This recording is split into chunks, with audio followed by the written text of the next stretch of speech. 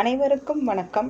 நம்ம இந்த வீடியோவில் என்ன பார்க்க போகிறோன்னா, நம்ம குரூப் 2க்கு நம்ம எக்கனாமிக் எந்தெந்த சோர்ஸில் படிக்கலாம், எப்படி நம்ம கொண்டு போகலாம், குரூப் 4க்கு எங்கே இருந்து இந்த எக்கனாமிக் கொஸ்டின் எடுத்தாங்க அப்படிங்கிறத சேர்த்து தான்ப்பா நம்ம இந்த ஒரே வீடியோவில் பார்க்க போகிறோம்.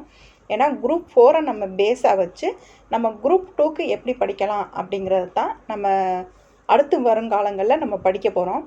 ஃபஸ்ட்டு நீங்கள் ஜிஎஸை பொறுத்த வரைக்கும் நான் சொல்கிறேன்ப்பா. 6th to +2 நீங்கள் ஸ்கூல் புக்கை கம்ப்ளீட்டாக நீங்கள் படித்து முடிச்சுருங்க. நம்ம ஏற்கனவே குரூப் 4க்கு கம்ப்ளீட்டாக படித்து முடிச்சிருப்போம்.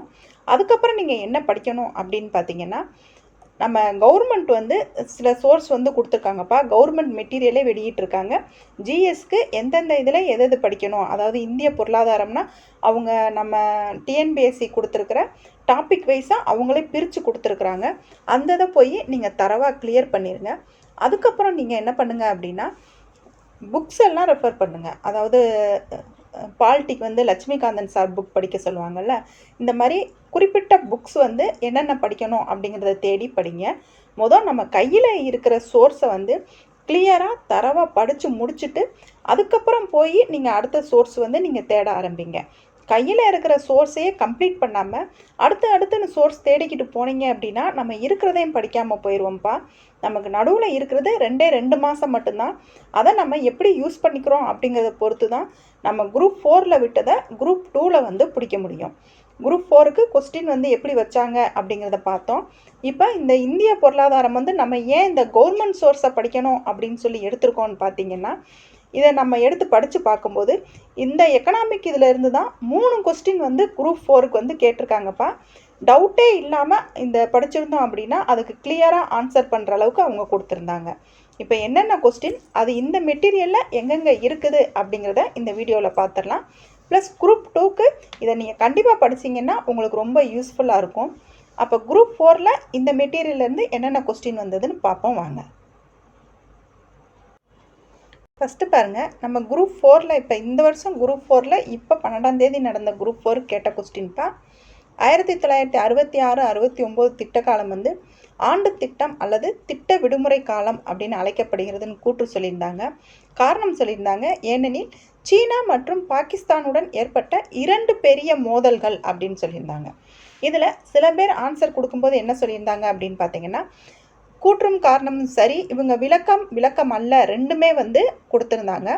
இதில் சில பேர் ஆன்சர் என்ன சொல்லியிருந்தாங்க அப்படின்னா, காரணம் தவறு அப்படின்னு சொல்லியிருந்தாங்க. இது நம்ம இப்போ பார்க்க போகிற கவர்மெண்ட் சோர்ஸில் நமக்கு கிளியராக இதை ஆன்சர் கொடுத்துருந்தாங்கப்பா. அது என்ன நம்ம சோர்ஸில் பார்ப்போம். செகண்ட் கொஸ்டின் என்ன கேட்டிருந்தாங்க அப்படின்னு பாருங்கள். காலநிலை, நிலத்தோற்றம், மண் மற்றும் இயற்கை வளங்கள் போன்றவை மக்கள் தொகை பரவலை கட்டுப்படுத்துகிறது அப்படின்னு சொல்லியிருந்தாங்க. பிறப்பு இறப்பு விகிதங்கள் மக்கள் தொகை பரவலை பாதிக்கவில்லை அப்படின்னு சொல்லியிருந்தாங்க.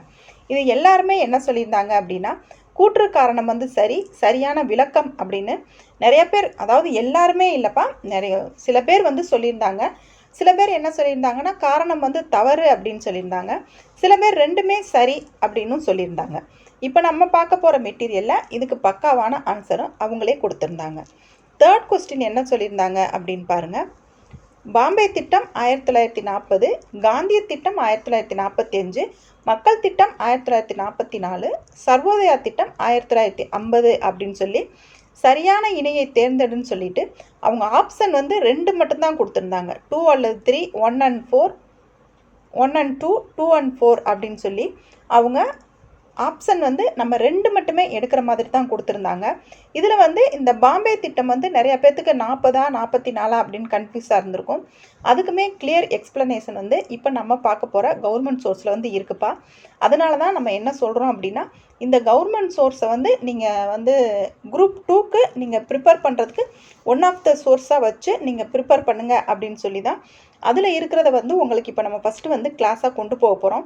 என்ன இருக்குது அப்படிங்கிறத உங்களுக்கு நடத்திடுவோம்ப்பா. அதை நீங்கள் ஒரு புரிதலோடு படிச்சுக்கோங்க. எல்லாமே இன்னுமே கான்செப்ட் வைஸாக படிங்க. படித்து அதில் புரிதல் என்ன இருக்குதுன்னு பார்த்துட்டு அதுக்கப்புறம் அவுட் சோர்ஸ் தேடிப்போங்க. நீங்கள் school book plus government source முடிச்சிட்டிங்கனாவே ஒரு 75% நீங்கள் முடித்த மாதிரி தான்ப்பா இருக்கும். ஒரு 25% நீங்கள் கொஞ்சம் தேடி எடுத்து படித்தாலே போதுமானதாக இருக்கும். அதுவுமே பின்வரும் காலங்களில் உங்களுக்கு நம்ம தேடி உங்களுக்கு நடத்தி கொடுத்துருவோம். இந்த மாதம் ஃபுல்லாகவே உங்களுக்கு ஜூன், இப்போ ஜூலை நடக்குது இல்லைங்களா, ஜூலை ஆகஸ்ட் 2 மாதம் ஃபுல்லாகவே உங்களுக்கு கிளாஸஸ் தான்ப்பா போகும். நம்ம டெஸ்ட்டு கண்டக்ட் பண்ணணும் அப்படின்னு பார்த்தீங்கன்னா உங்களுக்கு செப்டம்பர் மாதத்தில் தான் டெஸ்ட்டு வைப்போம். ஏன்னா நம்ம அவுட் சோர்ஸ் இவங்க கொஸ்டின் கேட்குறதுனால அந்த அவுட் சோர்ஸ் என்னென்ன இருக்குது அப்படிங்கிறத தேடி உங்களுக்கு நடத்தி கொடுத்துட்டு அதுக்கப்புறம் செப்டம்பர் மாதம் தான் டெஸ்ட் வைக்கிறதுக்கு வாய்ப்பாக இருக்கும். இதை நீங்கள் கரெக்டாக நீங்கள் யூஸ் பண்ணி நீங்கள் படிச்சுக்கிட்டு வாங்க. குரூப் 4 ஈஸியாக கிளியர் பண்ணிடலாம். இப்போ வாங்க நம்ம அந்த இந்திய பொருளாதாரம்ங்கிறதுல கவர்மெண்ட் சோர்ஸில் என்னென்ன டைப் ஆஃப் கொடுத்துருக்காங்க, அதை நம்ம எப்படி படிக்கணும் அப்படிங்கிறத பார்க்கலாம். ஃபஸ்ட்டு பாருங்கள், இந்திய பொருளாதாரம் அப்படிங்கிறதுல பொருளாதாரம் அப்படிங்கிற சொல் வந்து எந்த மொழி சொல் அப்படின்னு பார்த்தீங்கன்னா கிரேக்க மொழி சொல்ப்பா. அது வந்து ஓய்கோஸ் அப்படிங்கிற கிரேக்க சொல்லிலிருந்து தான் இந்த பொருளாதாரம் அப்படிங்கிறத வந்து எடுத்திருக்காங்க. அதோட மீனிங் என்னன்னு பார்த்தீங்கன்னா வீட்டு நிர்வாகம், அதாவது ஹவுஸ் மேனேஜ்மெண்ட் அப்படின்னு சொல்கிறாங்கல்ல, அதை தான்ப்பா பொருளாதாரம் அப்படின்னு சொல்கிறாங்க அப்படின்னு சொல்லி கொடுத்துருக்காங்க. நெக்ஸ்ட்டு பொருளியலின் தந்தை யாருன்னு பார்த்தீங்கன்னா ஆடம் ஸ்மித் அவர்கள். அவங்க எந்த நாட்டை சேர்ந்தவங்கன்னு பார்த்தீங்கன்னா பிரான்ஸ் நாட்டை சேர்ந்தவங்க. அவங்க ஃபஸ்ட்டு 1776 நாடுகளின் செல்வம், அதாவது வெல்த் ஆஃப் நேஷன் அப்படிங்கிற நூலை வந்து வெளியிடுறாங்க. அந்த நூல் தான் பொறியியல் துறையிலோட, அதாவது எக்கனாமிக் இருக்குல்ல, அந்த துறையோட முதல் நூல் அப்படின்னு சொல்லி இவங்க ஆடம் ஸ்மித் அவர்கள் எழுதின நூலை தான் சொல்கிறாங்க. நெக்ஸ்ட் என்ன சொல்கிறாங்க அப்படின்னு பார்த்தீங்கன்னா இந்திய பொருளாதாரத்தின் தன்மைகளை பற்றி அவங்க விளக்கி 4 பாயிண்ட் கொடுத்துருக்காங்கப்பா. ஆனால் இந்த பாயிண்ட் கேட்குறதுக்கு வாய்ப்பு இல்லை. நெக்ஸ்ட்டு அதை ஸ்கிப் பண்ணிட்டு அடுத்து கீழே வந்துருங்க. வளர்ச்சி குன்றிய நாடுகளின் தன்மைகள் அப்படின்னு சொல்லி ஒரு பாயிண்ட் கொடுத்துருக்காங்க. அதில் என்ன கொடுத்துருக்காங்க அப்படின்னு பார்த்தீங்கன்னா மேயர் மற்றும் பால்டுவின் அவங்களோட கருத்துப்படி வளர்ச்சி குன்றிய நாடுகளை வந்து கீழ்காணும் 6 வகையான அடிப்படை பண்புகள் வந்து காணப்படுகிறதுன்னு சொல்கிறாங்க. இதில் சில தலைவர்கள் பேர் பர்டிகுலராக கொடுத்துருந்தாங்க அப்படின்னா அதை நீங்கள் ஜஸ்ட்டு நீங்கள் வாசிச்சுக்கோங்கப்பா, ஸ்கிப் பண்ணிடாதீங்க, மனப்பாடம் பண்ண தேவையில்லை, என்ன கொடுத்துருக்காங்கன்னு வாசிச்சுக்கோங்க. ஏன்னா மேயர் பால்டுவின் அவங்க 2 பேரும் என்ன சொல்கிறாங்க அப்படின்னா வளர்ச்சி குன்றிய நாடுகள் இருக்குல்ல, அதை வந்து 6 வகையான அடிப்படை பண்புகளை வந்து அவங்க பிரித்து சொல்கிறாங்க. அது என்னென்ன அடிப்படை பண்புகள் அப்படின்னு பார்த்தீங்கன்னா இந்த அடிப்படை பண்புகளில் இருந்து தான்ப்பா நம்ம குரூப் 4 கொஸ்டின் வந்துச்சு. அதை பார்க்கலாம் பாருங்கள். ஃபஸ்ட்டு என்ன சொல்கிறாங்கன்னா முதன்மைத்துறை உற்பத்தி அப்படிங்கிறாங்க. முதன்மைத்துறை உற்பத்தினா நமக்கு என்னன்னு தெரியும், வேளாண் சார்ந்த உற்பத்தி தானே முதன்மைத்துறை உற்பத்தி. பிரைமரி ப்ரொடக்ஷன் அப்படின்னு சொல்கிறாங்க, அதை தான் முதன்மைத்துறை உற்பத்தி. செகண்ட் ஒன் என்ன சொல்கிறாங்கன்னு பாருங்கள், மக்கள் தொகை அழுத்தம். இதை தான் நம்ம கொஸ்டினாக வச்சுருந்தாங்க. கூற்று காரணத்தில் எல்லாமே அதிகமான பேர் என்ன சொல்லியிருந்தாங்கன்னா அதிக பிறப்பு வீதம் மற்றும் குறைந்த இறப்பு வீதத்தாலும் மக்கள் தொகை அழுத்தம் வந்து அதிகரிக்கும் அப்படிங்கிறது இந்த சோர்ஸில் கொடுத்துருக்காங்கப்பா. இது வந்து அதிகரிக்கவில்லை அப்படின்னு சொல்லி நமக்கு காரணத்தில் வச்சுருந்தாங்க. சரிங்களா, நம்ம குரூப் 4 கொஸ்டின் இந்த வருஷம் கேட்டதில் இதை அப்படியே இங்கேருந்து எடுத்து நமக்கு வந்து கொஸ்டினில் வச்சுருந்தாங்க. அப்போ இந்த கவர்மெண்ட் சோர்ஸை நம்ம எப்படி படிக்கணும் அப்படிங்கிறத நீங்கள் பார்த்துக்கோங்க. இப்போ மக்கள் தொகை அழுத்தம் வந்து அதிக பிறப்பு வீதம் மற்றும் குறைந்த இறப்பு விகிதத்தாலும் வந்து அந்த மக்கள் தொகை அழுத்தம் வந்து அதிகரிக்கிறதுக்கான காரணிகள் அப்படின்னு சொல்லியிருக்காங்க. நெக்ஸ்ட் பாருங்கள், இயற்கை வளங்களை சரியாக பயன்படுத்தாமை, பொருளாதாரத்தில் பின்தங்கிய மக்கள் தொகை. இந்த 6 பாயிண்ட்ஸுமே என்ன அப்படிங்கிறத தெரிஞ்சுக்கோங்க. அவங்க பாயிண்ட்ஸில் தான் ஏதாவது ஒன்றை வச்சு மிஸ்மேட்ச் கேட்டுருவாங்க. சரிங்களா, நெக்ஸ்ட்டு என்னன்னு பாருங்கள், ரோஸ்ட்ரோ அவங்க வந்து 5 கட்ட நிலைகள் வந்து சொல்லியிருக்காங்க. அதாவது இவங்க பொருளியலில் வந்து அதாவது பொருளாதாரம் குரோத் ஆகுது இல்லைங்களா, அதுக்கு வந்து 5 வகையான கட்டங்களை வந்து அவங்க சொல்லியிருக்காங்க. அவங்க அது என்னென்ன கட்டங்கள் சொல்லியிருக்காங்க அப்படின்னு பார்த்தீங்கன்னா ஃபஸ்ட்டு என்ன சொல்கிறாங்க அப்படின்னா பழமையான சமுதாய அமைப்பு, அதுதான் முதற்கட்டம் சொல்கிறாங்க. அதுக்கப்புறம் மாறும் நிலையில் உள்ள சமுதாயம், அதை தான் செகண்ட் செக்டராக சொல்கிறாங்க. தேர்ட் ஒன் என்ன சொல்கிறாங்கன்னா பொருளாதார மேலெழு நிலை, அதுதான் தேர்டு. ஃபோர்த்து பொருளாதார முதிர்ச்சிக்கான செயலாக்கம் சொல்லியிருக்காங்க. 5வதாக என்ன சொல்கிறாங்கன்னா பொதுமக்களின் பேரளவு நுகழ்ச்சி காலம், அதாவது நிறைய வந்து அவங்க பொருள் வந்து வாங்குறாங்க இல்லைங்களா, அதுதான் வந்து 5வதாக வந்து சொல்லியிருக்காங்க. இதை யார் சொல்லியிருக்காங்கன்னு பாருங்கள், ரோஸ்ட்ரா அவங்க தான் வந்து சொல்லியிருக்காங்க. அவங்க எந்த நாட்டை சேர்ந்தவங்க அப்படின்னு பார்த்தீங்கன்னா அமெரிக்கா நாட்டை சேர்ந்தவங்க தான் அவங்க. சரிங்களா, அவங்க யாருன்னா பொருளியல் மற்றும் வரலாற்று அறிஞர் தான் அவங்க. இதை வந்து இந்த 5 பாயிண்ட்டையுமே படிச்சுக்கோங்கப்பா, ஏன்னா காலவரிசைப்படுத்துகளில் கொடுத்துருவாங்க, நீங்கள் கவனமாக பார்த்துக்கோங்க. எது தேவை எது தேவையில்லைன்னு நம்ம ஸ்கிப் பண்ணுற அளவுக்கு இப்போ டிஎன்பிஎஸ்சி நம்மளை மைண்ட் செட் பண்ணலப்பா. எல்லாமே தேவை அப்படிங்கிற மாதிரி தான் நம்மளை கொண்டு வந்து நிப்பாட்டியிருக்காங்க. இது கவர்மெண்ட் சோர்ஸுங்கிறதுனால இதில் இருக்க இம்பார்ட்டன்ட் பாயிண்ட்டை நீங்கள் தொகுத்து கொஞ்சம் பார்த்துக்கோங்க. சில பேரோட பர்டிகுலரான பேர் கொடுத்துருக்காங்க. அவங்க பொருளாதாரத்தை வந்து 3 முறை 4 முறையெல்லாம் இப்படி பிரிச்சிருக்காங்க அப்படின்னா என்ன மாதிரி பிரிச்சிருக்காங்க அப்படிங்கிறதையும் நீங்கள் தெரிஞ்சுக்கோங்க. சரிங்களா? நெக்ஸ்ட் பாருங்க, 5 ஆண்டு திட்டங்களும் அதன் மதிப்பீடுகளும். 5 ஆண்டு திட்டங்கள்லேருந்து ஒரு கொஸ்டின் கேட்டிருந்தாங்கல்லப்பா, அது இங்கேருந்து தான் கேட்டிருந்தாங்க. அந்த 5 ஆண்டு திட்டங்கள் பார்க்குறதுக்கு முன்னாடி நமக்கு திட்டமிடுதலுடைய வரலாறு பார்த்துருவோம். திட்டமிடலுடைய வரலாறு எங்கேருந்து எடுத்தாங்க அப்படின்னா சோவியத் ரஷ்யாவிலேருந்து தான் எடுத்தோம். அதை எப்போ யார் சோவியத் ரஷ்யாவில் கொண்டு வந்தாங்கன்னு பார்த்தீங்கன்னா 1930ஆம் ஆண்டு ஸ்டாலின் அவங்க தான் ரஷ்யாவில் வந்து இந்த பொருளாதார கொள்கையை ஃபஸ்ட்டு வந்து நடைமுறைக்கு கொண்டு வராங்க. அப்படி அவங்க நடைமுறைக்கு கொண்டு வரதில் ரஷ்யாவோட வேளாண்மை துறை மற்றும் தொழில்துறையில் பல மாற்றங்கள் செஞ்சு அவங்களோட பொருளாதாரம் வந்து குரோத் ஆகுது. அப்படி குரோத் ஆகிறத பார்த்து தான் வந்து நம்ம இந்தியாவில் வந்து இந்த திட்டமிடுதலை வந்து கொண்டு வந்தோம். இந்த திட்டமிடுதலுக்கான பிரச்சனைகளில் என்னென்ன பிரச்சனைகளை ஃபேஸ் பண்ண வேண்டியது இருக்குது அப்படிங்கிறத ஆர்தர் லூயிஸ் அவங்க என்ன சொல்கிறாங்க அப்படின்னு பார்த்தீங்கன்னா, திட்டமிடுதலுக்கு ஒரு வலிமை மிக்க தகுதி வாய்ந்த மற்றும் ஊழலற்ற ஆட்சி செய்தல் அவசியமானது அப்படின்னு ஆர்தர் லூயிஸ் அவங்க வந்து குறிப்பிட்டிருக்காங்க. இதை எப்படி ஞாபகம் வச்சுக்கிறீங்க அப்படின்னு பார்த்தீங்கன்னா, கொஞ்சம் அதாவது இப்போ இருக்கிற சூழ்நிலைக்கு ஊழலற்ற ஆட்சி செய்தல் அப்படிங்கிறது கொஞ்சம் லூசுத்தனமாக தான் இருக்கும் அப்படிங்கிற மாதிரி ஷார்ட்கட்காக ஞாபகம் வச்சுக்கோங்கப்பா. இது யார் மனசையும் காயப்படுத்துறதுக்காக இல்லை, உங்கள் மனசில் நிற்கணும் அப்படிங்கிறதுக்காக தான்.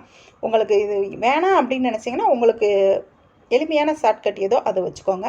ஆனால் இவங்க ஆர்தர் லூயிஸ் அவங்க குறிப்பிட்ட இந்த வாக்கியத்தை மட்டும் நீங்கள் ஞாபகம் வச்சுக்கோங்க. சரிங்களா?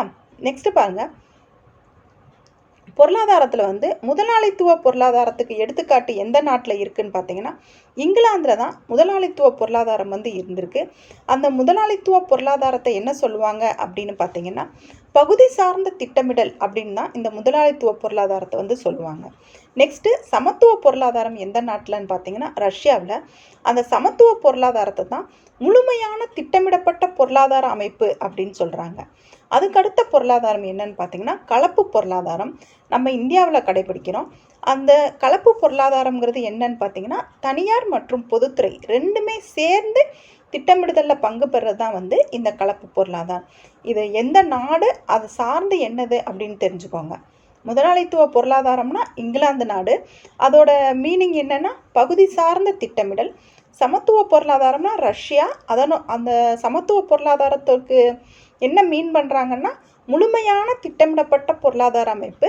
கலப்பு பொருளாதாரம்னா இந்தியா, தனியார் துறை ப்ளஸ் பொதுத்துறை ரெண்டுமே சேர்ந்து அப்படிங்கிறத நீங்கள் ஞாபகம் வச்சுக்கோங்க. நெக்ஸ்ட் பாருங்கள், திட்டமிடுதலோட வகைகள் வந்து என்னென்ன இருக்குது அப்படின்னு பார்த்தீங்கன்னா மைய திட்டமிடல், தூண்டும் திட்டம், சுட்டிக்காட்டும் திட்டம், சுழல் திட்டம் அப்படின்னு சொல்லி திட்டமிடுதலோட வகைகளை 4 வகையாக வந்து பிரிக்கிறாங்கப்பா. இது வகைகள் என்ன, அதனோட மெயின் பாயிண்ட் என்ன, எந்த நாட்டுக்குரியது அப்படிங்கிறது தெரிஞ்சால் மட்டும் போதும். நெக்ஸ்ட் பாருங்கள், இந்த மையத்திட்டம் அப்படிங்கிறது எங்கே இருந்ததுன்னு பார்த்தீங்கன்னா ரஷ்யா நாடு செயல்படுத்துகிற திட்டத்துக்கு பேர் தான்ப்பா மையத்திட்டம்.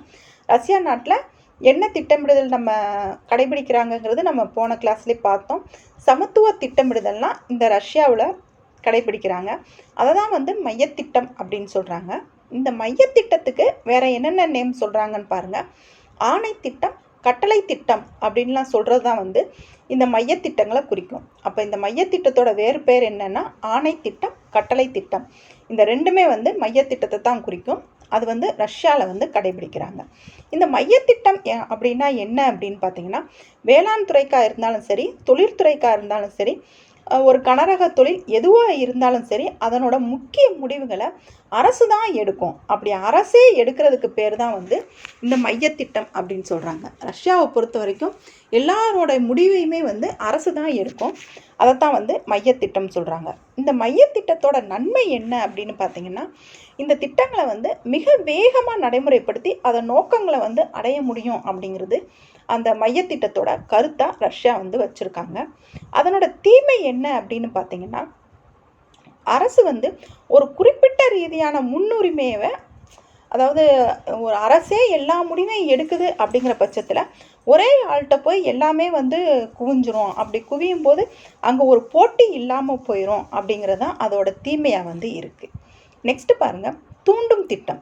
இந்த தூண்டும் திட்டம் வந்து எந்த திட்டத்தை சார்ந்தது அப்படின்னு பார்த்தீங்கன்னா, நம்ம இந்தியாவில் கடைபிடிக்கிற கலப்பு பொருளாதாரத்தை சார்ந்தது தான் வந்து இந்த தூண்டும் திட்டம் அப்படின்னு சொல்கிறாங்க.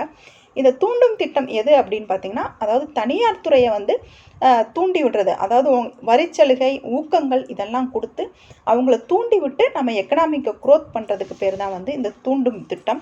இந்த தூண்டும் திட்டத்தினால பெறுற நன்மை தீமைகள் என்ன அப்படின்னு பார்த்தீங்கன்னா, பொதுமக்களுக்கு வந்து அவங்களோட கருத்தை வந்து வெளியிடுறதுக்கு வந்து வாய்ப்பு கிடைக்காம போயிடும் அப்படிங்கிறது தான் இந்த தூண்டும் திட்டத்தோட முக்கியமான தீமைகளாக இருக்குது. ஏன் அப்படின்னா, ப்ரைவேட் செக்டார் ப்ளஸ் தனியார் துறை சேர்ந்து இது பண்ணும்போது தனியார் துறை வந்து அதில் அதிகமான, அதாவது அவங்களோட தனியார் துறை அவங்களோட இதை கொடுக்கறதுக்கு தான் முன் வருவாங்களே தவிர பொதுமக்களோட கருத்துக்களை கேட்குறதுக்கு வந்து அவங்க செவி சாய்க்க மாட்டாங்க அப்படிங்கிறது தான் இதில் முக்கியமான குறையாக வந்து இருக்குது. ப்ளஸ் இது மிக வேகமற்ற நிலையிலையுமே வந்து இது காணப்படுது. இந்த தூண்டும் திட்டம் வந்து அந்த நோக்கங்களை செயல்படுத்துவதில் ரொம்ப துரிதமாக அவங்க செயல்பட மாட்டாங்க அப்படிங்கிறதையும் இந்த தூண்டும் திட்டத்தை பற்றி சொல்கிறாங்க. நெக்ஸ்ட்டு பாருங்கள், சுட்டி காட்டும் திட்டம். இந்த சுட்டி காட்டும் திட்டம்ங்கிறது என்ன அப்படின்னு பார்த்தீங்கன்னா, அதாவது அந்த ஒரு திட்டத்தை கவர்மெண்ட் கொண்டு வர்றாங்க அப்படின்னா அந்த திட்டம் சார்ந்து தொழில் முனைவோர் இருப்பாங்கள்ல, அவங்க எல்லாத்தையுமே கூப்பிட்டு வச்சு அவங்கள கலந்தோசித்து அவங்க சொல்கிற பாயிண்ட்ஸ் எல்லாமே நமக்கு ஏற்றதாக இருக்கா அப்படிங்கிறத கலந்து ஆலோசித்து நிபுணர்கள்லாம் வச்சு கலந்து ஆலோசனை செய்து கொண்டு வர திட்டம் தான் வந்து இந்த சுட்டி காட்டும் திட்டம். இது எங்கே கடைபிடிக்கிறாங்க அப்படின்னு பார்த்தீங்கன்னா, பிரான்ஸ் நாட்டில் தான் வந்து இந்த சுட்டி காட்டும் திட்டத்தை வந்து கடைபிடிக்கிறாங்க. நம்ம 1991 இந்தியாவில் எல்பிஜி கொண்டு வந்தோம் இல்லைங்களா, அந்த திட்டமிடுதல் கூட ஒரு சுட்டி காட்டும் திட்டம் தான் அப்படின்னு சொல்கிறாங்க. சரிங்களா? நெக்ஸ்ட்டு பாருங்கள், சுழல் திட்டம். இந்த சுழல் திட்டம்னா என்ன அப்படின்னு பார்த்தீங்கன்னா, ஒரு வருஷமே வந்து திட்டத்தை நடைமுறைப்படுத்துறதுக்கு புதுசாக போடுறாங்க, அந்த மதிப்பீடு செய்கிறாங்க இல்லைங்களா. ரோலிங் பிளான், ஒரு வருஷத்துக்கு இவ்வளோ தான், ஒரு வருஷத்துக்கு இவ்வளோ, அதுக்குள்ளே அச்சீவ் பண்ணுங்க அப்படின்னு சொல்லி பிளான் பண்ணுறோம் இல்லைங்களா. அதுதான் வந்து இந்த சுழல் திட்டம் அப்படின்னு சொல்கிறாங்க. மொரார்ஜி தேசாய் அவர்கள் பீரியடில் இந்த சுழல் திட்டத்தை வந்து கொண்டு வந்திருப்பாங்க. சரிங்களா? நெக்ஸ்ட்டு பாருங்கள், பொருளாதார திட்டமிடலை வந்து 3 வகையாக வந்து பிரிக்கிறாங்க. அவங்க எந்த மாதிரி பிரிக்கிறாங்க அப்படின்னு பார்த்தீங்கன்னா, குறுகிய கால திட்டம், நடுப்பருவ திட்டம், தொலைநோக்கு திட்டம் அப்படின்னு சொல்லி இந்த பொருளாதார திட்டமிடுதலை 3 வகையாக பிரிக்கிறாங்க. இந்த குறுகிய கால திட்டம் அப்படின்னு பார்த்தீங்கன்னா அதை ஓராண்டு திட்டங்கள்னு சொல்கிறாங்க. ஷார்ட் டேர்ம் பிளான், ஒரு வருஷத்துக்கு மட்டும்தான் அந்த திட்டம் வந்து நடைமுறையில் வச்சுருப்பாங்க. நெக்ஸ்ட்டு நடுப்பருவ திட்டம், அது வந்து 5 ஆண்டுகள். மிட் டேர்ம் பிளான் அப்படின்னு சொல்லுவாங்க. இப்போ 5 ஆண்டு திட்டங்கள், நம்ம ஒரு 12 திட்டங்கள் படித்தோம் இல்லைங்களா, அதுதான் வந்து நடுப்பருவ திட்டம் அப்படின்னு சொல்கிறாங்க. தொலைநோக்கு திட்டம் அப்படின்னு பார்த்தீங்கன்னா 20 முதல் 25 வருஷத்துக்கு, அதாவது ரொம்ப தொலைநோக்கு அப்படின்னாலே நமக்கு மீனிங் புரிஞ்சுக்க முடியும் இல்லைங்களா, அதிக காலம் எடுத்துக்கக்கூடிய திட்டம். அந்த திட்டத்தை தான் வந்து தொலைநோக்கு திட்டம் அப்படின்னு சொல்கிறாங்க.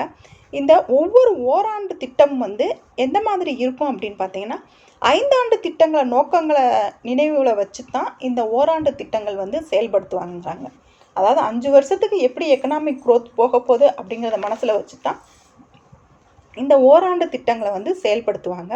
அதே மாதிரி அந்த 5 ஆண்டு திட்டங்களை எப்படி செயல்படுத்துவாங்க அப்படின்னு பார்த்தீங்கன்னா, அந்த தொலைநோக்கு திட்டங்களுக்கு வந்து என்னென்ன முக்கியத்துவம் கொடுத்தாங்க, அதை எப்படி செயல்படுத்த போகிறோம் அப்படிங்கிறத வச்சு தான் இந்த 5 ஆண்டு திட்டங்களை வந்து கொண்டு வருவாங்க அப்படின்னு சொல்கிறாங்க. அப்போ இந்த பொருளாதார திட்டமிடல் 3 வகைகளுமே ஒன்றுக்கொன்று சார்ந்து தான் இருக்கும் அப்படிங்கிற புரிதலை இந்த இடத்துல நீங்கள் புரிஞ்சுக்கோங்க. நெக்ஸ்ட்டு பாருங்கள், நம்ம இந்தியாவோட திட்டமிடுதல் வரலாறு என்ன மாதிரி இருந்துச்சு, எதெல்லாம் நம்ம பேஸாக வச்சு நம்ம இந்தியாவுக்கு வந்து திட்டமிடுதலை கொண்டு வரோம் அப்படிங்கிறத பாருங்கள். ஃபஸ்ட்டு பாருங்கள், 1934 விஸ்வேஸ்வரையா அப்படிங்கிறவங்க தான் திட்டமிடப்பட்ட பொருளாதாரம் அப்படிங்கிற ஒன்றை வந்து வெளியிடுறாங்க. அவங்க வந்து ஃபஸ்ட்டு என்ன விடுவாங்கன்னு பார்த்தீங்கன்னா 10 வருஷத்துக்கான திட்டமிடுதலை தான் இவங்க வந்து வெளியிடுவாங்க. இது ஸ்கூல் புக்கில் அப்படியே இருக்குப்பா. இந்த கவர்மெண்ட் மெட்டீரியலோட ஸ்கூல் புக்கில் இன்னும் ப்ரீஃபாக இருக்கும், நீங்கள் அதையும் படிச்சிருங்க. சரிங்களா? நெக்ஸ்ட்டு 1938 வந்து ஜவஹர்லால் நேரு அவர்கள் தலைமையில் வந்து இந்திய திட்ட ஆணையம் அப்படிங்கிற ஒரு தேசிய திட்ட ஆணையத்தை வந்து அமைக்கிறாங்க. அப்போ வந்து அரசியல் சூழ்நிலை சரியில்லாதனால அந்த அமைப்பு வந்து கைவிடப்படுது.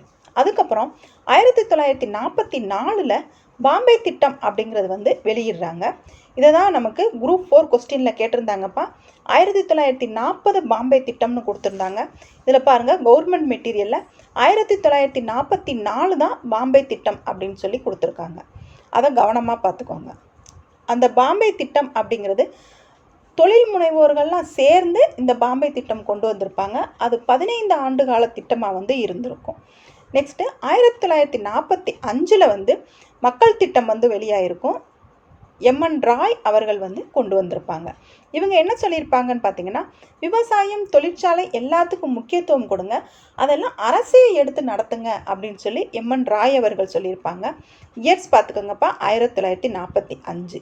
1946 எஸ்என் அகர்வால் நாராயணன் அவங்க வந்து காந்திய திட்டம் வந்து கொண்டு வந்திருப்பாங்க. இந்த காந்திய திட்டம் வந்து எதுக்கு முன்னுரிமை கொடுத்துருப்பாங்க அப்படின்னு பார்த்தீங்கன்னா, ஒட்டுமொத்த இந்தியாவின் மூலம் மற்றும் கலாச்சார நிலையினை வந்து, அதாவது இந்தியா எல்லாம் ஒட்டுமொத்த இந்தியாவில் இருக்கிற எல்லாத்தோட கலாச்சார நிலையை வந்து உயர்த்துங்க, கிராமப்புற தொழில், குடிசை தொழில், கதர் தொழிலுக்கு வந்து முக்கியத்துவம் கொடுங்கன்னு சொல்லியிருப்பாங்க. ஏன்னா இந்த எஸ்என் அகர்வால் நாராயணன் இருக்காங்கல்ல, அவங்க திட்டத்தை காந்திய திட்டம் அப்படின்னு சொல்லி தான் வெளியிடுறாங்க. காந்திய திட்டம்னால என்னவா இருக்கும், கதர் உடுத்துங்க, குடிசை தொழில், கிராமப்புறம் இதெல்லாம் மேம்படுத்துங்க அப்படின்னு தானே சொல்லுவாங்க. அதை சார்ந்தது தான் வந்து எஸ்என் நாராயணன் அவங்களோட திட்டம். நெக்ஸ்ட் பாருங்க, சர்வோதயா திட்டம் 1950 வந்து கொண்டு வந்திருப்பாங்க. யார் கொண்டு வந்திருப்பாங்கன்னா, பி நாராயணன் அவர்கள் வந்து வெளியிட்டிருப்பாங்க. இதுவுமே காந்திய திட்டத்தை சார்ந்து தான் இருக்கும். சரிங்களா? நெக்ஸ்ட்டு இப்படி திட்டமிடுதல்லாம் வந்து ஒரு 5 திட்டமிடுதல் வந்துருச்சு. இதையெல்லாம் வந்து யோசித்து இதெல்லாம் ஆராய்ச்சி பண்ணி தான் 5 ஆண்டு திட்டம் அப்படிங்கிற ஒன்றை வந்து நேரு அவர்கள் வந்து கொண்டு வந்திருப்பாங்க. நம்ம இந்தியாவில் திட்டமிடுதல் நோக்கம் மற்றும் தோற்றம் வந்து எப்படி இருந்துச்சு அப்படிங்கிறத பார்த்தோம். இந்த திட்டங்கள் 1934 இவங்க 1950 வரைக்கும் இருக்கிற திட்டம் எல்லாத்தையுமே இவங்க நேரு அவர்கள் வந்து ஆராய்ச்சி பண்ணி அவங்க கொண்டு வந்தது தான் வந்து திட்டக்குழு அப்படிங்கிற ஒன்றை வந்து 1950 கொண்டு வந்திருப்பாங்க. 2014 பாரதிய ஜனதா கட்சி மோடி அவர்கள் தலைமையில் பொறுப்பேற்றோன்ன இந்த திட்டக்குழுவை வந்து கலைச்சிட்டு நிதி ஆயோக் அப்படிங்கிறத வந்து கொண்டு வந்திருப்பாங்க. நெக்ஸ்ட் பாருங்கள், இந்திய திட்டமிடுதலுக்கான நோக்கங்கள் என்னென்ன அப்படின்னு பார்த்தீங்கன்னா, நம்ம நாடு வந்து சுதந்திரம் பெற்று இருக்கும்போது நிறைய வந்து நம்ம நாட்டில் வந்து வறுமை நிறைய இருந்துச்சு, அகதிகள்லாம் நிறைய இருந்தாங்க. இதை எல்லாமே அவங்க சரி பண்ண வேண்டிய கட்டாயத்தில் இருந்தாங்க. அதுக்கு தான் வந்து திட்டமிடுதலை வந்து முக்கியமாகவே கொண்டு வந்தாங்க. நாட்டு வருமானத்தை உயர்த்தணும், முதலீட்டை வந்து ஒரு குறிப்பிட்ட காலத்துக்குள்ளே ஷார்ட் பீரியடில் வந்து நம்ம முதலீட்டை வந்து வேகமாக கொண்டு வரணும், வேலைவாய்ப்பை உருவாக்கணும், வேளாண்மையை வந்து உயர்த்தணும். ஏன்னா மக்கள் தொகை அதிகமாக இருக்கிறதுனால வேளாண்மை அதிகமாக இருந்தால் தானே எல்லாத்துக்கும் சாப்பாடு கொடுக்க முடியும். இந்த மாதிரி எல்லாத்தையுமே வந்து நம்ம முன்னேற்ற வேண்டிய கட்டாயமான சூழ்நிலையில் இருந்தோம். அப்படி இருக்கிறதுனால தான் வந்து இந்தியாவில் வந்து ஒரு திட்டமிடுதல் அப்படிங்கிற ஒன்று வேணும் அப்படின்னு சொல்லி ஜவஹர்லால் நேரு அவர்கள் வந்து 1950 வந்து கொண்டு வந்திருப்பாங்க. இந்த திட்டமிடுதல் வந்து முக்கிய நோக்கங்கள் என்னவா இருந்துச்சு அப்படின்னு பார்த்தீங்கன்னா, வேளாண்மையை ஃபஸ்ட்டு க்ரோத் பண்ணணும், எல்லாத்துக்குமே சாப்பாடு கொடுக்கணும். அப்படிங்கிற பட்சத்தில் நம்ம என்ன பண்ணணும், வேளாண்மையை தானே க்ரோத் பண்ணணும். அதை தான் அவங்க முக்கியமாக கொண்டு போனாங்க. அதுக்கப்புறம் தான் அவங்க தொழில்துறை, கனரக தொழிற்சாலை இதெல்லாம் மேம்படுத்தணும் அப்படிங்கிறத அதுக்கப்புறமா தான் கொண்டு வந்தாங்க. இந்த திட்டக்குழு வந்து ஒரு மத்திய அமைச்சரவை தீர்மானம் மூலம் தொடங்கப்பட்ட அரசியல் சட்டம் சாராத அமைப்பு தான் இந்த திட்டக்குழு. இந்த கவனமாக பார்த்துக்கங்கப்பா, அரசியல் சட்டம் சாரா அமைப்பு தான் திட்டக்குழு. மத்திய அமைச்சரவை தீர்மானத்தின் மூலம் தொடங்கப்பட்டது. இந்த திட்டக்குழுவோட தலைவர் யாருன்னு பார்த்தீங்கன்னா, பிரதமர் அவர்கள் தான் திட்டக்குழுவோட தலைவராக இருப்பாங்க. அந்த திட்டக்குழுவோட துணைத் தலைவர் யாருன்னு பார்த்தீங்கன்னா, கேபினட் அமைச்சர் அந்தஸ்து உடையவங்க தான் இந்த திட்டக்குழுவோட தலைவராக வந்து இருந்திருப்பாங்க. இந்த திட்டக்குழுவோட நோக்கம் என்னவா இருக்கும் அப்படின்னு பார்த்தீங்கன்னா, இவங்க வந்து ஒரு நாட்டை வந்து க்ரோத் பண்ணுறதுக்குரிய திட்டங்களை வந்து தீட்டி கொடுப்பாங்க. ஆனால் அந்த இதுக்கு வந்து அங்கீகாரம் கொடுப்பது யாருன்னு பார்த்தீங்கன்னா, தேசிய வளர்ச்சி கவுன்சில் அப்படிங்கிற அமைப்பு தான் வந்து இந்த திட்டக்குழுவோட பரிந்துரைகளுக்கெல்லாம் வந்து அங்கீகாரம் கொடுப்பாங்க. இந்த தேசிய வளர்ச்சி கவுன்சில் அப்படிங்கிறது நமக்கு ரஷ்யாவிலேருந்து எடுத்த திட்டக்குழுவில் வந்து கிடையாதுப்பா. இது நம்ம இந்திய நாட்டில் மட்டும்தான் இருக்குது. இதை எப்போ கொண்டு வந்தாங்கன்னா 1952 ஆகஸ்ட் 6ஆம் நாள் தான் வந்து இந்த தேசிய வளர்ச்சி கவுன்சில் அப்படிங்கிறத கொண்டு வந்தாங்க. இந்த தேசிய வளர்ச்சி கவுன்சிலுக்கு தலைவராக யார் இருப்பாங்கன்னா பிரதமர் அவர்கள் தான் இருப்பாங்க. ஆனால் அவங்க அலுவல் சாரா தலைவராக தான் வந்து இந்த தேசிய வளர்ச்சி குழுக்கு வந்து இருப்பாங்க. மத்திய கேபினட் அமைச்சர்கள், மாநில முதலமைச்சர், நிதியமைச்சர், துணைநிலை ஆளுநர்கள், குடியரசுத் தலைவர் ஆட்சி நடக்கும் இல்லைங்களா, அங்கே இருக்கிற ஆளுநர்கள் எல்லாமே வந்து இந்த தேசிய வளர்ச்சி கவுன்சிலில் வந்து உறுப்பினர்களாக இருப்பாங்க. இதை கவனமாக பார்த்துக்கோங்கப்பா. தேசிய வளர்ச்சி கவுன்சிலில் தான் அவங்க உறுப்பினர்களாக இருப்பாங்க. திட்டக்குழுவில் வந்து அவங்க உறுப்பினராக இருக்க மாட்டாங்க. ரெண்டையுமே பிரித்து பார்த்துக்கோங்க. இந்த திட்டக்குழுவோட வேலைகள் இருக்குல்ல, பணிகள் இருக்கும் இல்லைங்களா, அதெல்லாம் என்னன்னு பார்த்தீங்கன்னா நாட்டின் வளங்களை வந்து மதிப்பீடு செய்கிறது, திட்டங்களை உருவாக்குறது. அதாவது அந்த திட்டங்கள் வந்து ஒரு மாநிலத்துக்கும் எந்த மாதிரி முன்னுரிமை இருக்குது அப்படிங்கிறதுக்கு தகுந்த மாதிரி வந்து அந்த வளங்களை வந்து அவங்களுக்கு பகிர்ந்தளிக்கிறதுக்கு வந்து தீர்மானிக்கும். இதை எல்லாமே வந்து திட்டக்குழுவோட முக்கிய பணிகளாக இருக்கும். பணிகள்னு வரும்போது அதை கொஞ்சம் கவனம் கொடுத்து படிச்சுக்கோங்க, சரிங்களா? இது திட்டக்குழுவோட இது பணிகளாக இருக்கிறதுனால என்ன பண்ணிட்டாங்க அப்படின்னா ஒவ்வொரு மாநிலத்துக்குமே ஒரு திட்டக்குழுவை வந்து வச்சுருக்காங்க. மாநிலத்துக்கு இருக்கிற திட்டக்குழுவோட தலைவர் யார் இருப்பாங்கன்னு பார்த்தீங்கன்னா அந்தந்த மாநிலத்தோட முதலமைச்சர் தான் வந்து மாநில திட்டக்குழுக்கு வந்து தலைவராக இருப்பாங்க, சரிங்களா? இப்போ நம்ம திட்டக்குழு இது எல்லாமே பார்த்துட்டோம்ப்பா. அடுத்து நம்ம பார்க்க போகிறது 5 ஆண்டு திட்டங்கள் தான் பார்க்க போகிறோம்.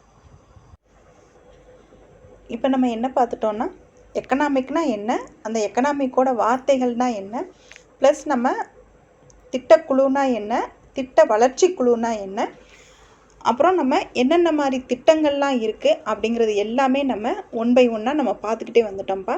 இப்போ நம்ம பார்க்க போகிறது 5 ஆண்டு திட்டம். இந்த 5 ஆண்டு திட்டங்கள் வந்து நம்ம பார்க்கணுமா, இது நம்ம புக்கிலே இருக்குது அப்படின்னு நினச்சிங்கன்னா இந்த 5 ஆண்டு திட்டங்கள் கவர்மெண்ட் சோர்ஸில் கொடுத்துருக்குது. நம்ம கொஞ்சம் எக்ஸ்ட்ரா கண்டென்ட் எல்லாமே கொடுத்துருக்காங்கப்பா. குரூப் 2 அப்படின்னு வரும்போது இதை நீங்கள் தெளிவாக தெரிஞ்சு தான் ஆகணும். ஏன் அப்படின்னா இப்போ கவர்மெண்ட் சோர்ஸில் என்ன கொடுத்துருக்காங்கன்னா இதில் வந்து 5 ஆண்டு திட்டங்கள் வந்து எப்போ ஸ்டார்ட் பண்ணாங்க, அதனோட நோக்கம் என்ன, அந்த 5 ஆண்டு திட்டங்கள் அப்போ என்னென்ன திட்டங்கள்லாம் கொண்டு வந்தாங்க அப்படிங்கிறத சேர்த்து வந்து இவங்க வந்து கொடுத்துருக்காங்க. அதனால் அதை நம்ம இதில் கொஞ்சம் ப்ரீஃபாக பார்த்துடலாம், சரிங்களா? ஃபஸ்ட்டு 5 ஆண்டு திட்டம் எப்போ கொண்டு வந்தாங்கன்னு எல்லாத்துக்குமே தெரியும்ப்பா. 1951 56 வரைக்கும் கொண்டு வந்தாங்க. இந்த 5 ஆண்டு திட்டங்களோட மாடல் யாரோடது அப்படின்னு பார்த்தீங்கன்னா முதல் 5 ஆண்டு திட்டம் வந்து ஹரோல்ட் டோமர் மாதிரி அவங்களோட மாடல் தான். இதோட நோக்கங்கள் என்ன அப்படின்னு பார்த்தீங்கன்னா வேளாண் வளர்ச்சி, சமூக மேம்பாட்டு திட்டம், அதுதான் வந்து இந்த ஃபஸ்ட்டு 5 ஆண்டு திட்டங்களோட நோக்கங்களாக இருந்துச்சு. இந்த 5 ஆண்டு திட்டங்கள் வந்து என்னென்ன முதலாம் 5 ஆண்டு திட்டங்களில் என்னென்ன கொண்டு வந்தாங்கன்னா பக்ரானங்கல் அணை, ஹிராகுட் அணை, மேட்டூர் அணை, இந்த 3 அணைகளுமே வந்து முதல் 5 ஆண்டு திட்டங்கள் தான்ப்பா கொண்டு வந்தாங்க. இந்த முதல் 5 ஆண்டு திட்டங்களில் பாதித்த முக்கியமான காரணிகள் என்ன அப்படின்னு பார்த்தீங்கன்னா அகதிகள் வருகை, பணவீக்கம், உணவு பற்றாக்குறை, இது எல்லாமே முதலாம் 5 ஆண்டு திட்டத்தை பாதித்த முக்கியமான காரணிகளாக இருந்துச்சு. ஏன் அப்படின்னா அப்போ தான் நம்ம நாடு வந்து விடுதலை அடைஞ்சிச்சு. இதை எல்லாமே சரி பண்ண வேண்டியது நம்ம நாட்டோட கடமைகளாக இருந்துச்சு, சரிங்களா?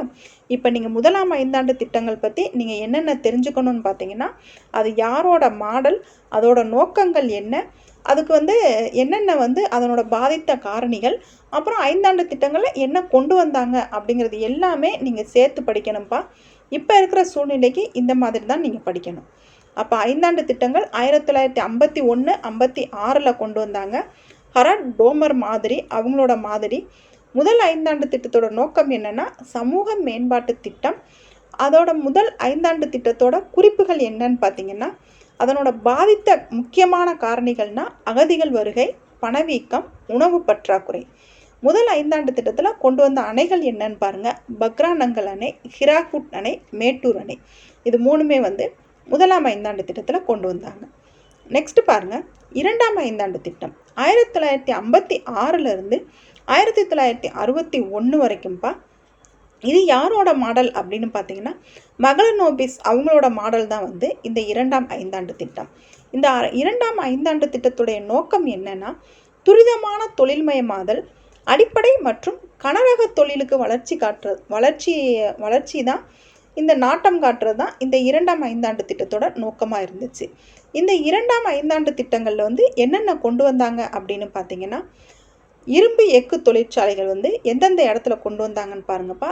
ரூர்கெலா, பிலாய், துர்காபூர் இந்த 3 இடத்துலையுமே வந்து இரும்பு எஃகு தொழிற்சாலைகள் வந்து இந்த 2ஆம் ஐந்தாண்டு திட்டத்தில் வந்து கொண்டு வந்தாங்க. 2ஆம் ஐந்தாண்டு திட்டத்தின் போது தான் 1956ஓட தொழிற்கொள்கை வந்து வெளியிட்டாங்க. இந்த 1956 தொழிற்கொள்கை வந்து தொழில்துறையில் பொது ஒழுங்கையும் சமத்துவத்தையும் வந்து அவங்க வலியுறுத்தினாங்க. இது மகளனோபிஸ் மாதிரியான சோவியத் வெஸ்ட்மேன் மாதிரியை வந்து அடிப்படையாக கொண்டது தான் வந்து இந்த 2ஆம் ஐந்தாண்டு திட்டம். இது வந்து எதுக்கு முன்னுரிமை கொடுத்தாங்க அப்படின்னு பாருங்கள். கிராமப்புறம் இந்தியாவை வந்து சீரமைக்கணும்.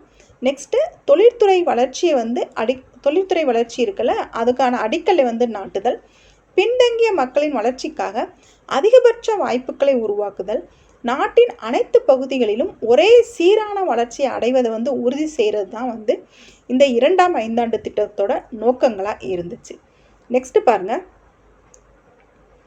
3ஆம் ஐந்தாண்டு திட்டம். இந்த 3ஆம் ஐந்தாண்டு திட்டத்துக்கு எந்த இயர்ஸ்ன்னு பாருங்கள். 1961, 66 ஜான் சாண்டி மற்றும் சக்கரவர்த்தி இவங்க 2 பேரோட மாடல் தான் வந்து இந்த 3ஆம் ஐந்தாண்டு திட்டம். இது வந்து புக்கில் இருக்காதுப்பா, இது எக்ஸ்ட்ரா கண்டென்ட்டு. இதில் தான் வந்து கொஸ்டின் இந்த வருஷம் குரூப் 4ல் கேட்டிருந்தாங்க. என்ன கேட்டிருந்தாங்கன்னு பாருங்கள். 3ஆம் ஐந்தாண்டு திட்டத்துக்கு திட்ட விடுமுறை காலம் விட்டாங்கல்ல, அதுக்குடைய காரணம் என்ன சொல்லியிருந்தாங்க? இந்தியா சீனா போர், இந்தியா பாகிஸ்தான் போர் அப்படின்னு சொல்லியிருந்தாங்க. நிறைய பேர் என்ன சொல்லியிருந்தாங்கன்னா 1971 தான் இந்தியா பாகிஸ்தான் போர்னு புக்கில் இருக்குது. ஆனால் இவங்க 66, 69 சொல்லும்போது அது இல்லை அப்படிங்கிற மாதிரி சொல்லியிருந்தாங்க. ஆனால் இவங்க கொடுத்துருக்க சோர்ஸில் பாருங்கள், பாகிஸ்தான் போர் 1965 அப்படின்னு சொல்லியிருக்காங்க. அதே நேரம் இந்த 3ஆம் ஐந்தாண்டு திட்டம் தோல்வியுறதுக்கு என்ன காரணம்னு சொல்லியிருக்காங்க பாருங்கள். சீனா ஆக்கிரமிப்பு, இந்தோ பாகிஸ்தான் போர், கடும் வறட்சி ஆகிய 3 முக்கியமான காரணங்கள் அப்படின்னு சொல்லி இந்த கவர்மெண்ட் சோர்ஸில் கொடுத்துருக்காங்கப்பா. இதிலேருந்து தான் கொஸ்டின் எடுத்து வச்சுருந்தாங்க. அப்போ நம்ம டிஎன்பிஎஸ்சியில் குரூப் 4ல் கேட்ட 3 கொஸ்டினுமே வந்து இந்த கவர்மெண்ட் சோர்ஸ்லேருந்து தான் நமக்கு கேட்டிருக்காங்க. அதனால் இதை கிளியராக பார்த்துருங்கப்பா. இது எக்கனாமிக்கு ஒரு 400 பக்கம் வரைக்கும் கொடுத்துருக்காங்க. இதை இம்பார்ட்டன்ட் பாயிண்ட்ஸ் எல்லாமே எடுத்து உங்களுக்கு 1 by 1 நம்ம நடத்தி கொடுத்துருவோம். ப்ளஸ் பிடிஎஃப் உங்களுக்கு டெலகிராமில் அவைலபிளாக இருக்கும்ப்பா. நீங்கள் டவுன்லோட் பண்ணி நீங்கள் படிச்சுக்கலாம். சரிங்களா?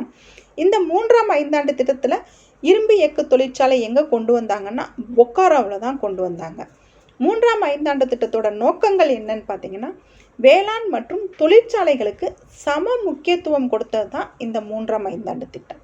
நெக்ஸ்ட் பாருங்கள், 4ஆம் ஐந்தாண்டு திட்டம். இந்த 4ஆம் ஐந்தாண்டு திட்டம் எப்போ கொண்டு வந்தாங்கன்னா, நமக்கு 1966லேருந்து 69 வரைக்கும் நமக்கு திட்ட விடுமுறை காலம் விட்டுட்டாங்க இல்லைங்களா? அதுக்கப்புறம் வந்து 69 1974 தான் வந்து இந்த 4ஆம் ஐந்தாண்டு திட்டம் கொண்டு வந்தாங்க. அது யாரோட மாடல்னு பார்த்தீங்கன்னா, ஆலன் மனோ மற்றும் அசோக் அவங்களோட மாடல் தான் வந்து இந்த 4ஆம் ஐந்தாண்டு திட்டம். 4ஆம் ஐந்தாண்டு திட்டத்தோட நோக்கங்கள் பார்த்தீங்கன்னா, நிலையான வளர்ச்சி மற்றும் தற்சார்பு தான் வந்து இந்த 4ஆம் ஐந்தாண்டு திட்டத்தோட முக்கியமான நோக்கங்களாக இருந்துச்சு. இந்த 4ஆம் ஐந்தாண்டு திட்டத்தில் என்னென்ன கொண்டு வந்தாங்க அப்படின்னு பார்த்தீங்கன்னா, இந்த காலகட்டத்தில் தான் விலைவாசி வந்து 61% வந்து உயர்ந்தது. பங்களாதேஷ் இருக்குல்ல, நம்ம அண்டை நாடு, அங்கேருந்து அதிகமான அகதிகள் வந்து நம்ம இந்தியாவுக்குள்ளே வந்தாங்க. ப்ளஸ் வந்து பருவமழை பொய்த்து போனதுமே வந்து இந்த 4ஆம் ஐந்தாண்டு திட்டத்தில் தான். சரிங்களா? அதுக்கான குரோத்தெல்லாம் கொண்டு வரதுக்கு தான் இந்த 4ஆம் ஐந்தாண்டு திட்டம் வந்து கொண்டு வந்தாங்க. அதில் அவங்க என்ன சொல்லியிருந்தாங்க அப்படின்னு பார்த்தீங்கன்னா, மக்களின் வாழ்க்கை தரத்தை வந்து உயர்த்தணும்.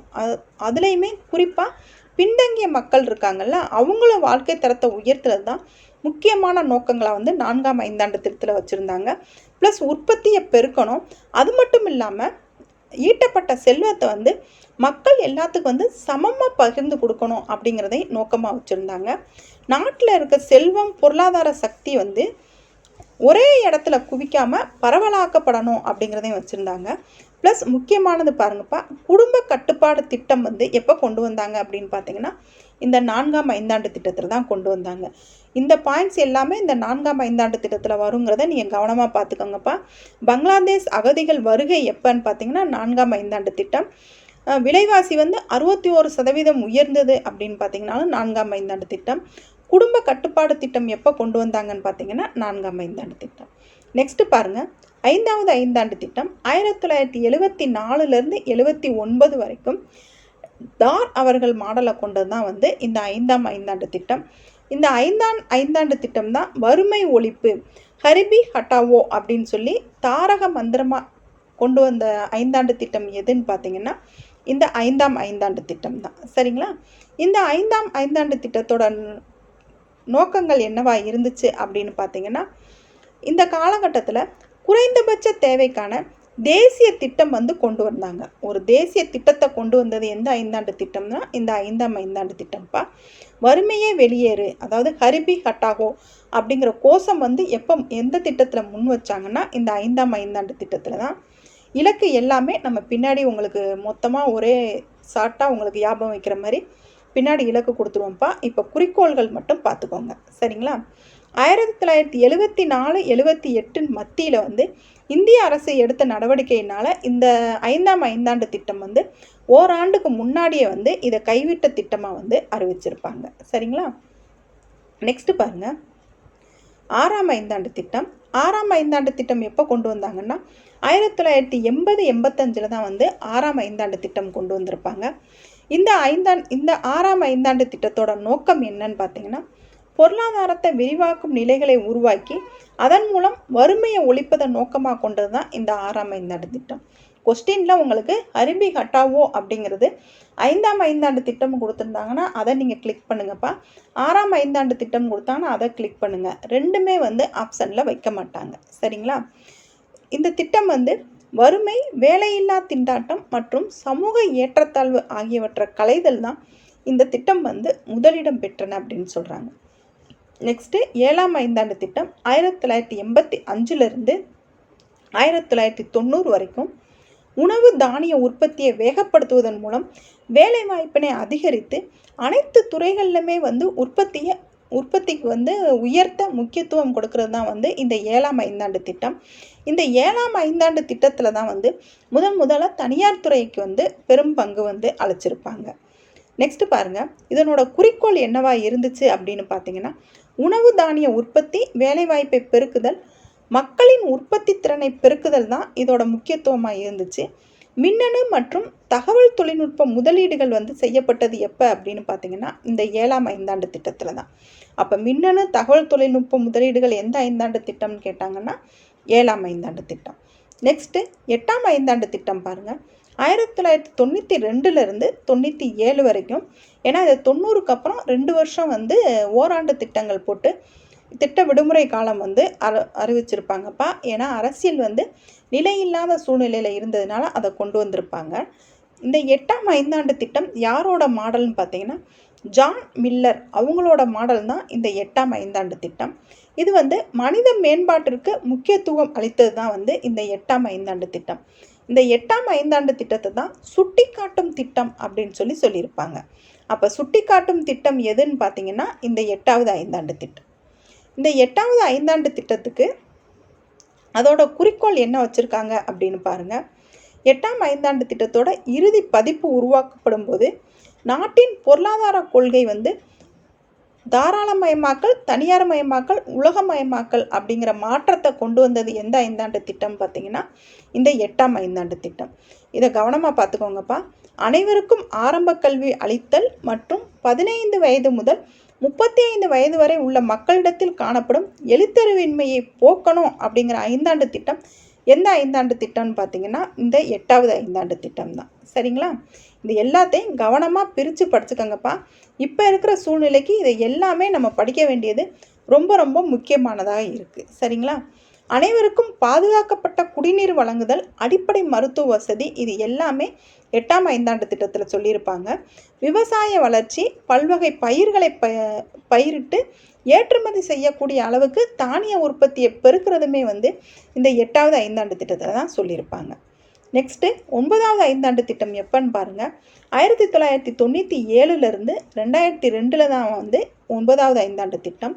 இந்த 9வது ஐந்தாண்டு திட்டத்துக்கு என்ன நோக்கங்கள்னா, வளர்ச்சியுடன் கூடிய சமுதாய நீதி, சமத்துவம், மக்களின் தரமான வாழ்க்கை, குறைந்தபட்ச அடிப்படை தேவை, உற்பத்தி நிறைந்த வேலைவாய்ப்பு, வட்டார சமநிலை, தற்சார்புடைமையை கருத்தில் கொண்டு வரது. இது எல்லாமே இந்த 9வது ஐந்தாண்டு திட்டம்ப்பா. இந்த 9வது ஐந்தாண்டு திட்டத்தோட குறிக்கோள் என்னவா இருந்துச்சு அப்படின்னு பார்த்தீங்கன்னா, நிர்ணயிக்கப்பட்ட வளர்ச்சியை இது அடையலை. வளர்ச்சி எவ்வளோ இருந்துச்சு அப்படிங்கிறத நம்ம பின்னாடி பார்க்கலாம். இந்த திட்டத்தில் 50 மில்லியன் மக்களுக்கு வேலைவாய்ப்பு உருவாக்க இயலவில்லை. அதாவது மத்திய மாநில அரசு பணிகளில் நிதி பற்றாக்குறை காரணமாக அவங்க 50 மில்லியன் மக்களுக்கு வேலைவாய்ப்பு உருவாக்க முடியாமல் போயிருக்கும். அப்படி வேலைவாய்ப்பை உருவாக்க முடியாமல் போன திட்டம் எதுன்னு பார்த்தீங்கன்னா இந்த 9வது ஐந்தாண்டு திட்டம் அப்படின்னு ஞாபகம் வச்சுக்கோங்க. நெக்ஸ்ட்டு, அனைவருக்கும் பாதுகாக்கப்பட்ட குடிநீர், அடிப்படை சுகாதார வசதிகள், அடிப்படை கல்வி, தங்குமிடம் ஆகியவற்றை குறித்த கால வரையறைக்குள்ள உறுதி செய்யணும் அப்படிங்கிறது எந்த ஐந்தாண்டு திட்டத்தில் கொண்டு வந்தாங்கன்னு பார்த்தீங்கன்னா இந்த 9வது ஐந்தாண்டு திட்டத்தில் தான் கொண்டு வந்தாங்க.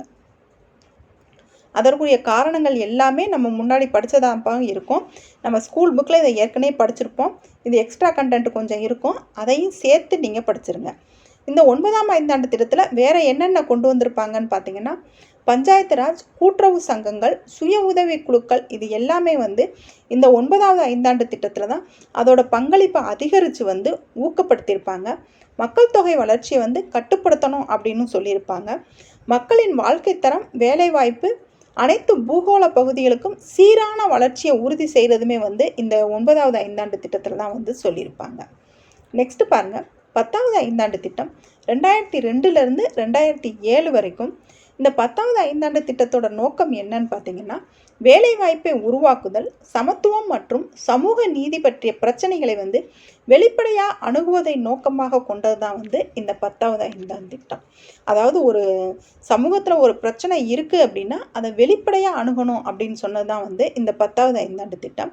இந்த 10வது ஐந்தாண்டு திட்டத்துக்கு குறிக்கோள் என்னவா இருந்துச்சு அப்படின்னு பார்த்தீங்கன்னா, வறுமையை 2007க்குள்ள 5%, 2012க்குள்ள 15% குறைக்கணும் அப்படிங்கிறது தான் இந்த 10வது ஐந்தாண்டு திட்டத்தோட நோக்கமாக இருந்துச்சு. அனைவருக்கும் கல்வி அப்படிங்கிறத இந்த 10வது ஐந்தாண்டு திட்டத்தில் தான் கொண்டு வந்தாங்க. கல்வி அறிவு பெற்றவங்கள் எண்ணிக்கை 75% உயர்த்தணும் அப்படின்னு சொல்லியிருந்தாங்க.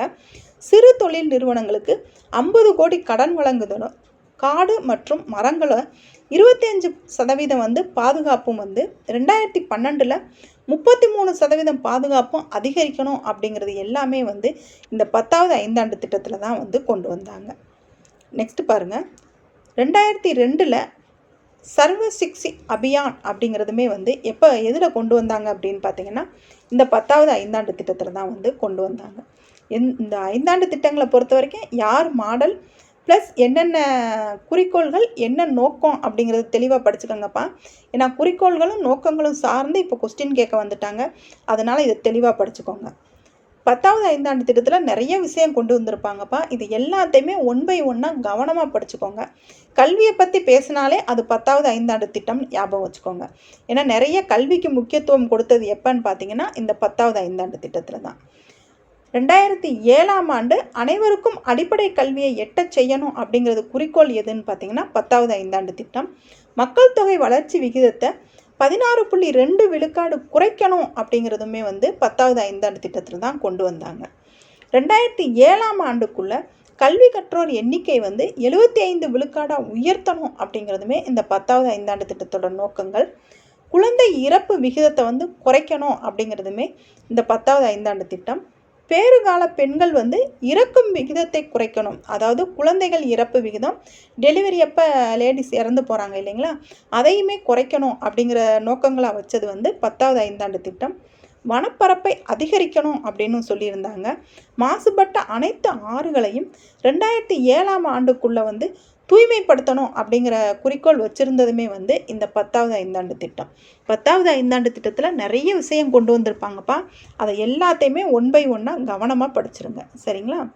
நெக்ஸ்ட் பாருங்கள், 11வது ஐந்தாண்டு திட்டம் 2007லேருந்து 2012 வரைக்கும் கொண்டு வந்தது தான் இந்த 11வது ஐந்தாண்டு திட்டம்.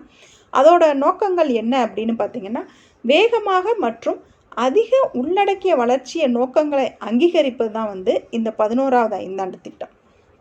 வேலைவாய்ப்பை பெருக்கணும், மனித மேம்பாடு மற்றும் நிலைத்தன்மை வளர்ச்சி ஆகியவற்றை வந்து நோக்கமாக கொண்டது தான் இந்த 11வது ஐந்தாண்டு திட்டம். இந்த 11வது ஐந்தாண்டு திட்டத்தில் எழுத்தறிவு விகிதத்தை 85% வந்து இலக்கு நிர்ணயிச்சிருப்பாங்க. 10வது ஐந்தாண்டு திட்டத்தில் எவ்வளவு நிர்ணயிச்சிருப்பாங்க? 75% வந்து எழுத்தறிவு சதவீதத்தை வந்து நிர்ணயிச்சிருப்பாங்க. அதே 11வது ஐந்தாண்டு திட்டத்தில் 85% வந்து நிர்ணயிச்சிருப்பாங்க. கவனமாக பார்த்துக்கோங்க. மொத்த உள்நாட்டு உற்பத்தியை 10 விழுக்காடு வந்து உயர்த்தணும் அப்படிங்கிறதும் இந்த 11வது ஐந்தாண்டு திட்டத்தோட நோக்கமாக இருந்திருக்கும். அந்த நமக்கு 9வது ஐந்தாண்டு திட்டத்தில் 700 லட்சம் வேலை வாய்ப்புகளை உருவாக்க முடியாமல் போயிருக்கு இல்லைங்களா? அந்த வேலை வாய்ப்புகளை வந்து உருவாக்கணும், ஆரம்ப பள்ளி வசதிகளை மேம்படுத்தணும் அப்படின்னு இந்த 11வது ஐந்தாண்டு திட்டத்தோட குறிக்கோளாக வச்சுருப்பாங்க. குழந்தை இறப்பு விகிதத்தை 28ஆக குறைக்கணும் அப்படின்னும், அனைத்து கிராமங்களுக்கு வந்து மின் இணைப்பை வந்து வழங்கணும் அப்படிங்கிறதும், வனப்பரப்பை வந்து 5 விழுக்காடு வந்து அதிகரிக்கணும் அப்படிங்கிறதுமே வந்து இந்த 11வது ஐந்தாண்டு திட்டத்தோட நோக்கங்களாக இருந்திருக்கும். இது எல்லாத்தையுமே கவனமாக பார்த்துருங்க. நெக்ஸ்ட்டு பாருங்கள், 12வது ஐந்தாண்டு திட்டம். இந்த 12வது ஐந்தாண்டு திட்டத்தோட நோக்கம் என்ன அப்படின்னு பார்த்தீங்கன்னா, துரித, நீடித்த, நிலைத்த, அதிக உள்ளடக்கிய வளர்ச்சி அப்படிங்கிறது தான் வந்து இந்த 12வது ஐந்தாண்டு திட்டம். இது வந்து தற்போது இருக்கிற அளவை விட கூடுதலாக வந்து 94,215 மெகாவாட் மின்சாரத்தை வந்து அனல் மின் நிலையம், புனல் மின் நிலையம் இதெல்லாம் இருக்குது இல்லைங்களா, அது மூலயமா வந்து தயாரிக்கணும். அதாவது மின்சாரம் நிறைய தயாரிக்கணும் அப்படின்னு கொண்டு வந்ததை நோக்கமாக வச்சது எதுன்னா 12வது ஐந்தாண்டு திட்டம். சரிங்களா? அதில் ஒன்றொன்றுமே எவ்வளவு அப்படின்னு சொல்லி கொடுத்துருப்பாங்கப்பா. அனல் மின் திட்டம் வந்து 63,781 மெகாவாட்டு, புனல் மின் திட்டம் வந்து 9,200 மெகாவாட், அணுமின் திட்டம் வந்து 2,800 மெகாவாட், புதுப்பிக்கத்தக்க வளங்கள் மூலம் 18,000 மெகாவாட் வந்து உற்பத்தி செய்கிறதுக்கு வந்து இவங்க இலக்கு வந்து நிர்ணயிச்சிருப்பாங்க. இப்போ 12 ஐந்தாண்டு திட்டமே நம்ம பார்த்துட்டோம்ப்பா. இந்த 12வது ஐந்தாண்டு திட்டம் வந்து கைவிடப்பட்டு அதுக்கப்புறம் தான் வந்து நிதி ஆயோக் கொண்டு வந்திருப்பாங்க. இதை வந்து நீங்கள் நோக்கங்களையும் குறிக்கோள்களையும் முக்கியமாக படிச்சுக்கோங்கப்பா. ஏன்னா இந்த வருஷம் வந்து குரூப் 4க்கே வந்து அவங்க குறிக்கோள்களில் தான் கொஸ்டினாக கேட்டிருந்தாங்க. அதனால் ஐந்தாண்டு திட்டங்களில் குரூப் 2க்கு கம்பல்சரி இந்த குறிக்கோள்களில் இருந்து தான்ப்பா வரும். இந்த கவர்மெண்ட் மெட்டீரியலில் இருக்க குறிக்கோளை நீங்கள் கவனமாக படிச்சுக்கோங்க. இப்போ இந்த ஐந்தாண்டு திட்டங்களுக்கு ஒரு வருஷத்துக்கு எவ்வளவு இலக்கு வச்சாங்க, அது இலக்கு எட்டுனதா இல்லையா, எந்தெந்த ஐந்தாண்டு திட்டங்கள் வெற்றி, எதாவது தோல்வி அப்படிங்கிறத பார்க்கலாம் வாங்க. இப்போ பாருங்கப்பா, இப்போ எந்தெந்த ஐந்தாண்டு திட்டங்களுக்கு இலக்கு எவ்வளோ வச்சுருக்காங்க அப்படின்னு பாருங்கள். முதல் ஐந்தாண்டு திட்டங்களோட இலக்கு எவ்வளவுன்னு பார்த்தீங்கன்னா 2.9 தான். அந்த இலக்கு எவ்வளவு அடைஞ்சாங்கன்னா 2.9%, அது சக்ஸஸ் தான். 2வது ஐந்தாண்டு திட்டங்களுக்கு 4.5, இலக்கு அடைந்ததுன்னு பார்த்தீங்கன்னா 4.3%. 3ஆம் ஐந்தாண்டு திட்டம்னா 5.6, இலக்கு அடைஞ்சதுன்னா 2.8. 4ஆம் ஐந்தாண்டு திட்டம்னா 5.7%, இலக்கு அடைந்ததுன்னு பார்த்தீங்கன்னா 3.3%. 5ஆம் ஐந்தாண்டு திட்டம் வந்து 4.4%, இலக்கு வந்து 4.4%. 6வது ஐந்தாண்டு திட்டம் 5.2%, 6வது ஐந்தாண்டு திட்டம் 6% இலக்கு அடைஞ்சிருச்சுன்னு ஞாபகம் வச்சுக்கோங்க. 6வது ஐந்தாண்டு திட்டம் 7வது ஐந்தாண்டு திட்டம் ரெண்டுமே வந்து 6%. 5வது ஐந்தாண்டு திட்டம் வந்து 5 அப்படிங்கிறதுல 1 கம்மியாக இருக்கும்ப்பா, 4. 4வது ஐந்தாண்டு திட்டம் வந்து 4ன்னு இருக்கு இல்லைங்களா, 1 கம்மியாக இருக்கும், 3. 3வது ஐந்தாண்டு திட்டம்ங்கிறது 3 இல்லைங்களா, 1 கம்மியாக இருக்கும், 2. இலக்கு அடைந்தது சொல்கிறோம்ப்பா, அப்படி ஞாபகம் வச்சுக்கோங்க. 8வது ஐந்தாண்டு திட்டம் வந்து 6.8%, 9வது ஐந்தாண்டு திட்டம் 5.5%, 10வது ஐந்தாண்டு திட்டம் வந்து 8%, 11 வந்து 8.2%, 12வது ஐந்தாண்டு திட்டமே 8%. இதை நீங்கள் எப்படி எந்தெந்த திட்டங்கள் சக்ஸஸ், எந்தெந்த திட்டங்கள் தோல்வி அப்படின்னு ஞாபகம் வச்சுக்கணும்னு பார்த்தீங்கன்னா, முதல் 2 ஐந்தாண்டு திட்டம் வந்து சக்ஸஸ்ப்பா, ஃபஸ்ட்டு செகண்டு. அப்புறம் 2 ஐந்தாண்டு திட்டங்கள் வந்து தோல்வி, 3வது ஐந்தாண்டு திட்டம், 4வது ஐந்தாண்டு திட்டம். அதாவது 2க்கு அப்புறம் வர்ற 2 வந்து தோல்வி, 3ம் 4ம் தோல்வி. அப்போ மொத்தம் எவ்வளோ ஆச்சு? 2 சக்ஸஸ் ஆயிடுச்சு, 2 ஃபெயில் ஆயிடுச்சு, மொத்தம் 4 ஆயிடுச்சு இல்லைங்களா. அந்த 4 வந்து சக்ஸஸ் அப்படின்னு ஞாபகம் வச்சுக்கோங்க. 5, 6, 7 வந்து 7, 8 4மே வந்து சக்ஸஸ். அதுக்கப்புறம் வர்றது எல்லாமே தோல்வி. நீங்கள் இப்படி ஞாபகம் வச்சுக்கிட்டிங்கன்னா உங்களுக்கு எது எது வெற்றிக்கான இலக்கு, எது எது தோல்வியடைந்த 5 ஆண்டு திட்டங்கள்னு நம்ம கொஸ்டின் பேப்பரில் பார்க்கும்போது ஈஸியாக ஆன்சர் பண்ணிடலாம். சரிங்களா? அதே மாதிரி நீங்கள் இதில் வெற்றி அடைந்தது அப்படின்னா அவங்க கொடுத்துருக்க இலக்குலேருந்து கொஞ்சம் அதிகமாக இருக்கும். தோல்வி அடைந்ததுன்னா அதுலேருந்து கம்மியாக இருக்கும்னு ஞாபகம் வச்சுக்கோங்க. 3, 4, 5 3வதுலேருந்து 7வது வரைக்கும் அவங்க கொடுத்ததுலேருந்து 1 கம்மியாக அடைஞ்சிருக்கு அப்படின்னு ஞாபகம் வச்சுக்கோங்க. சரிங்களா? நெக்ஸ்ட்டு பாருங்கள். இந்த 1966, 69 வந்து திட்ட விடுமுறை காலம் வந்து விட்டாங்க இல்லைங்களா? அந்த திட்ட விடுமுறை காலத்தில் தான் வந்து 1967 தான் வந்து பசுமை புரட்சி வந்து கொண்டு வந்திருப்பாங்க. நெக்ஸ்ட் இந்த சுழல் திட்டம் கொண்டு வந்திருப்பாங்கல்ல, இந்த சுழல் திட்டம் யார் கொண்டு வந்திருப்பாங்க அப்படின்னா மொரார்ஜி தேசாய் அவர்கள் காலத்தில் தான் வந்து இந்த சுழல் திட்டம் வந்து கொண்டு வந்திருப்பாங்க அப்படிங்கிறதையும் தெரிஞ்சுக்கோங்க. நெக்ஸ்ட் ஒரு முக்கியமான பாயிண்ட் தெரிஞ்சுக்கோங்கப்பா. இந்த திட்டக்குழு வந்து ஜனவரி 23 2003 அன்னைக்கு வந்து இந்தியா விஷன் 2020 அப்படிங்கிற இந்திய பொருளாதாரம் குறித்த முன் மதிப்பீட்டை வந்து வெளியிட்டாங்க. இதை ஞாபகமாக வச்சுக்கோங்கப்பா. திட்டக்குழு வந்து இந்தியா விஷன் 2020 அப்படிங்கிற இந்திய பொருளாதாரம் முன் மதிப்பீட்டை எப்போ வெளியிட்டாங்கன்னா ஜனவரி 23, 2003 அப்போ தான் வெளியிட்டாங்க. இந்த அறிக்கையை வெளியிட்ட திட்டக்குழு உறுப்பினர் யார் அப்படின்னு பார்த்தீங்கன்னா சியாம் பிரசாத் குப்தா. அவங்க தான் வந்து இந்த திட்ட அறிக்கையை வந்து வெளியிட்டிருப்பாங்க. சரிங்களா?